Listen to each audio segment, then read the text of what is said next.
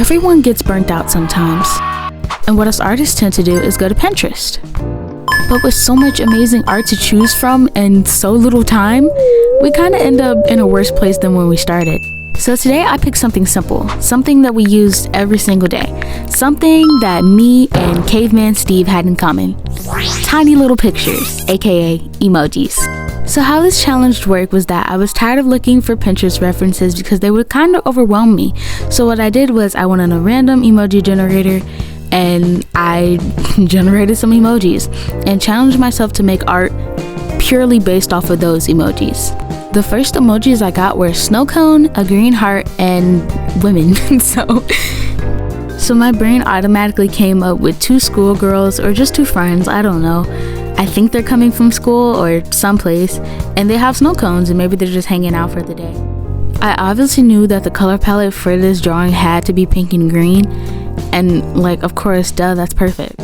Right now you see me just doing the line art, and I don't even know if you can call it line art because I'm not really tracing anything, I'm just freehanding it. I gave her a cardigan with a button-up shirt, so I don't know, I was still thinking like the student aspect. I think that was the storyline I was going for. At the same time though, you'll see later this doesn't really make sense because I gave the other girl a hoodie, and I don't know if uniform schools allows people to wear hoodies. I don't know, I don't go to a school with uniform. Now this challenge was all about me trying new things and trying to not have any rules when I'm drawing, because usually sometimes I find myself in the trap of drawing the same things over and over again, and that's been something I'm trying to get out of. So I tried to do like a different face for her, but it just ended up throwing things off and I really didn't like it, so you'll see me change that later.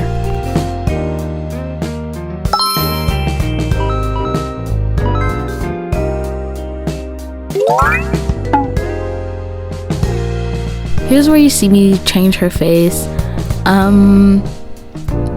I think it made it better because it wasn't also that the fact that I just didn't like the eyes, but it's also that the face was like not proportional, so I had to fix that.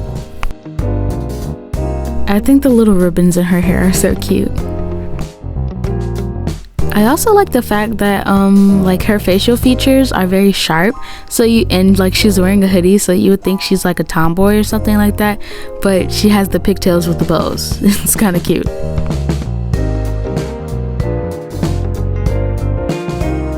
I also gave her a bit of an angry expression, almost like she didn't like her snow cone or something like that.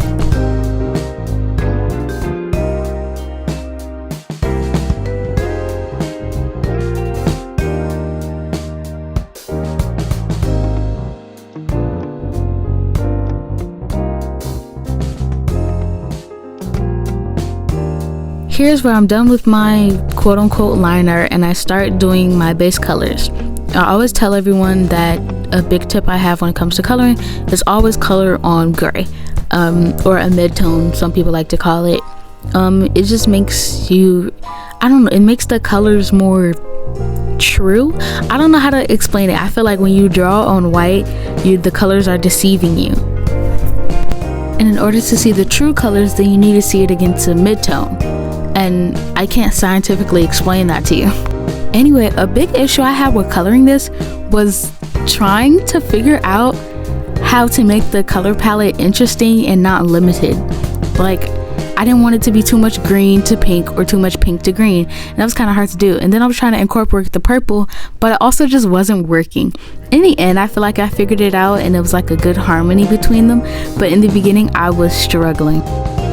Anyway, when I was done with my base colors, you can see me starting to render here, and I did something new with the hair. I got this brush from Smiley.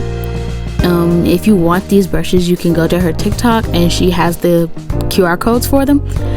The one called 5 Lines is so nice because it's so similar to something I do traditionally. And if it's one quarrel I have about digital art, at least because I work on my phone, it's like, I don't know, it's so uncomfortable for me, so I kind of do like bare minimum effort.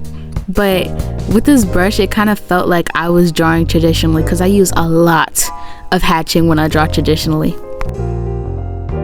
I still have effects layers to do, and I play around with my effects layers a lot. I like tweaking my colors, I like adding noise, etc, etc. I feel like my art isn't my art if I don't add retro game and noise.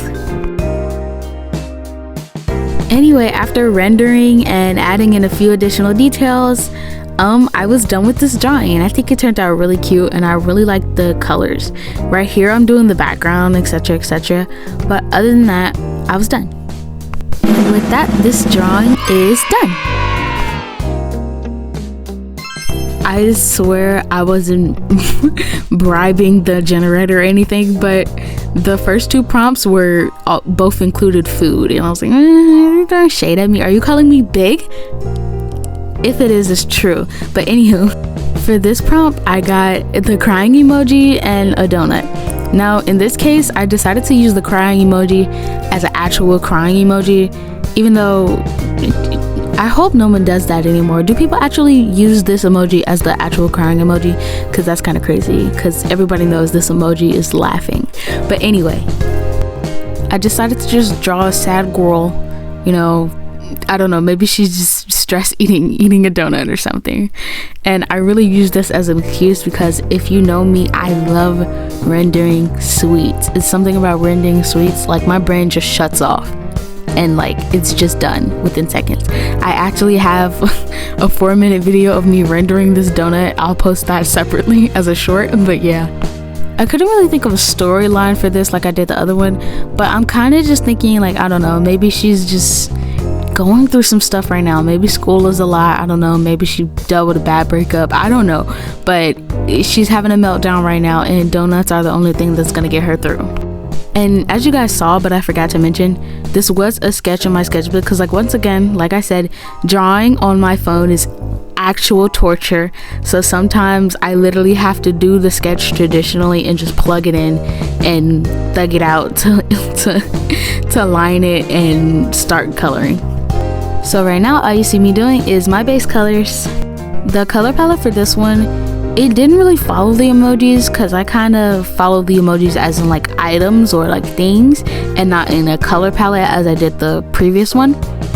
So this one I decided to make it like purple and then neutral colors, purple, pink, and neutral colors. I also forgot to mention that within this challenge I'm going from 3 emojis to 2 emojis to 1 emoji, just to make things harder as I go up, because when you have 3 emojis you have more things to work on. If you have 2 emojis, okay, you have 1 less thing to work on, and when you have 1 emoji you have 1 thing to work on.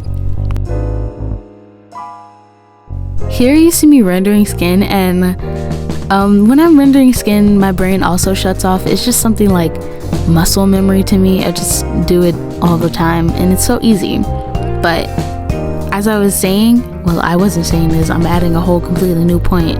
I know how to talk. Anyway, I was really concerned about how I was gonna do the tears because I've never drawn tears before. Like, I don't draw people crying usually. And if I have drawn someone crying, it's been traditionally with no color because I lost all my art supplies, so like I just do pencil sketches all the time, so I don't really have any color, and so I would just like draw tears as little blobs on the face, you know, some dribbly tears. So like I really did not know how I was going to execute that digitally, but what I ended up doing was just putting a light blue color, the color of tears or whatever, even though tears are clear, and I just lowered the opacity down because I didn't know what else to do.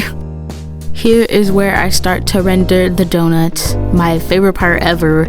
I was just so happy while doing this. I love rendering sweets, you don't even understand, especially the ones with chocolate, because I have a very specific way that I render chocolate, and I feel like everybody should use the way that I render chocolate, because if anybody knows chocolate, it's me. I also found it really fun to make the little drizzle across the donut. It just looks so cute. I also like to mention, if you're wondering what this pink box in the corner is going to be, it's obviously a box of donuts. But was I going to sit there and draw those donuts individually?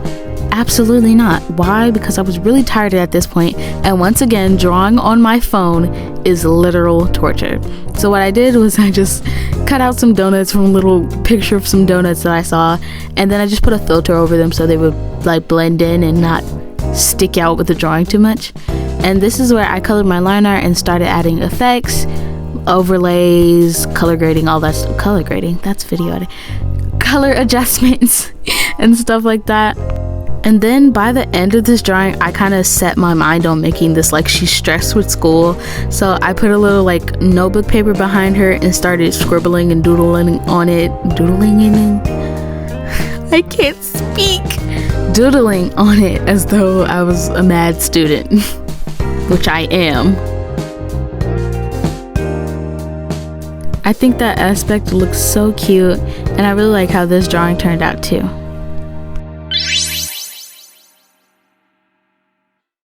Now this one. Surprisingly, I did this drawing in less than 3 hours, which never happens even if I'm drawing something small. As you can obviously see, I started with my sketch, my traditional sketch of course, because once again, drawing on my phone is literal torture. And I just started doing line art. I did tweak her face a little bit because that's one of the best parts about doing digital. And I forgot to put the emoji, oh my goodness, the emoji in the beginning, so I just put it in now. And like I really think I hit the jackpot with this emoji, because if any emoji could be turned into a drawing, I feel like it's this one. Another thing I do like about digital is being able to take my traditional sketches and warp them in a way to make them more dynamic. For example, this was just like straight on at first, but when I put it into Abyss, I decided to slant it a little bit, and I feel like it made it a lot better. I also drew her little necktie tails different in my sketchbook than I did here. I really like the flexibility you have from going from a traditional sketch to a digitally rendered sketch. I also really like the brush I used. It's just called Draw, and it's amazing. I don't know, I like brushes that like have like a chiseled end, because I kind of like not knowing what my lines are gonna do. Does it bother me when they go the wrong way? Absolutely. Am I kind of weird and like the thrill of not knowing what's coming next? Yes I do. As for the color palette, it was really simple, but like me and my artist brain, I kept trying to make an accent color, and I really wanted to do red, but like I have too much integrity, and I wanted to stay true to the point of this challenge, which is to just keep things from the emojis. So I only use colors from the emoji. You can see me here change the red 16 times trying to justify it, but in the end I changed it to a color that was actually in the emoji.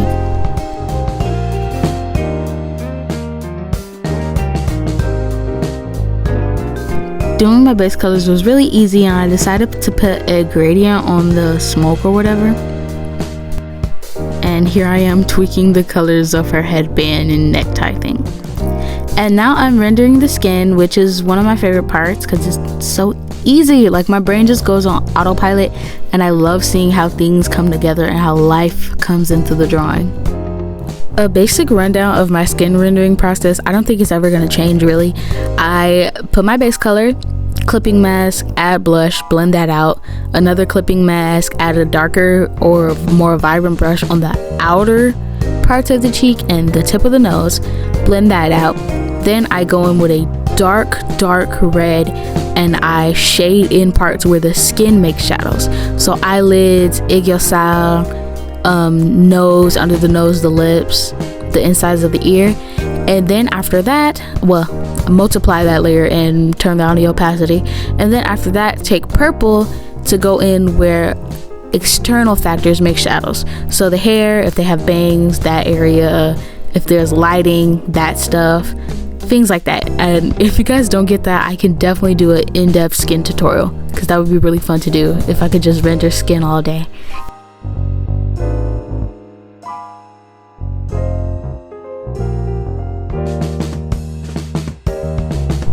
Now I'm rendering hair, and I almost shade everything with purple and then adjust it if need be. And right now I'm using a brush called Render to basically blend out the shadows, and then I added highlights. Then I used that brush called 5 Lines to just like basically hatch all around the hair, especially the highlights. I add darker colors to like kind of outline the highlights, and then I add an even darker shadow in the shadows. I really like texture in my drawings because once again, when I'm in my sketchbook, I'm a hatchomaniac. And now you can see me go crazy with hatching in every other area of the drawing, and I love it so much because it looks so pretty. And like, I feel like this is like the closest way I can get to how my traditional art looks in Abyss. Then I colored my liner, drop shadow. I added this really cool background. It kind of makes it look like a old painting. Some noise, some variance, some stained glass effects, and adding some doodles because like I can't have my art without doodles. And then I was done. And this was the final result. Okay, that's it for this video. I had a lot of fun doing it actually, and I feel like it actually did give me some of my creativity back because that's an issue that I've been thinking about for a long time. I took a really long break from art, like probably almost 2 years, and ever since then I feel like my creativity really went down. I feel like this challenge definitely brought some of that back, especially with the last drawing. I really like that last drawing. Comment down below any emojis you would like me to do next because I would probably do this challenge again. Thank you for watching. See you around at the campfire, and Marsh is